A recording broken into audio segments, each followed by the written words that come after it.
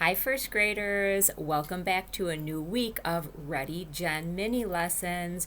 Do you like my new recording studio? It's just a sheet that I have hanging over the windows. That's the sunlight that you see streaming through. Boys and girls, before we get started, let me give a couple of shout outs. I heard from these four friends about author's purpose. They wrote a great sentence for me and sent it to my email. Marissa Honick sent me what she thought was the author's purpose. I heard from Declan Kick. I heard from Mason Drezick. And I also heard from Thomas Stancliffe. Good job, boys and girls. Keep those coming so I can celebrate you. Speaking of celebrating, time phrases, that was a big one. I heard from a lot of first graders on time phrases, maybe because I made it a challenge for you to find them all. I heard from Abigail Sadowski, she found them all. Declan Kick found them all. Grace Shaw found them. Quinn Griffin emailed me. Thomas Stancliffe. Ethan Tamaka. Mason Drezick. Logan Morris. Riley Wessner, Brandon Villette, and Marissa Honick, and they all found them all those time phrases when the author wanted you to not get lost in the story, keep you moving. Okay. Speaking of author's purpose, okay, here they were. Okay.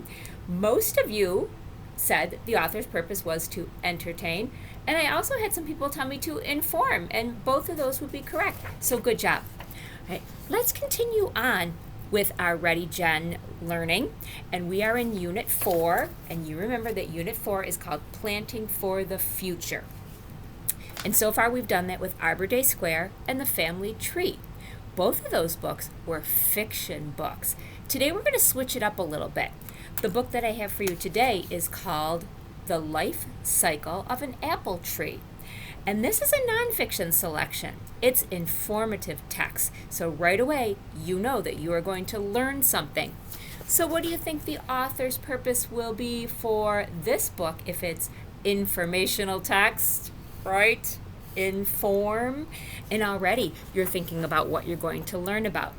Now, if we were together in the classroom, we'd be taking out our text collections because this selection is found in your text collection. But I put the e-reader on for you, and I also put the video on for you if you're having any trouble.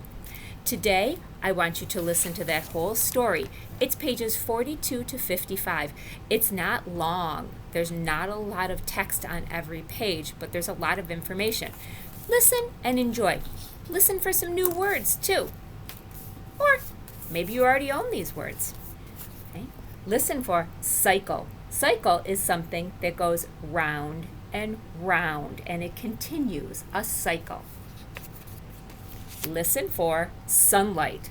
Of course, sunlight is light from the tree. Oh, from the tree. Why did I say tree? Light from the sun. I guess because I'm thinking it's shining down on the tree. Silly me. Listen for warmth. Warmth is the state of being warm. Ooh, look at those cozy socks and that cozy fire. Cover to put something on top of something else for protection. Cover. And form, the shape of something. So here they are one more time, boys and girls. Listen for cycle, sunlight, warmth, cover, and form. Right? Enjoy that book, and I will see you again tomorrow.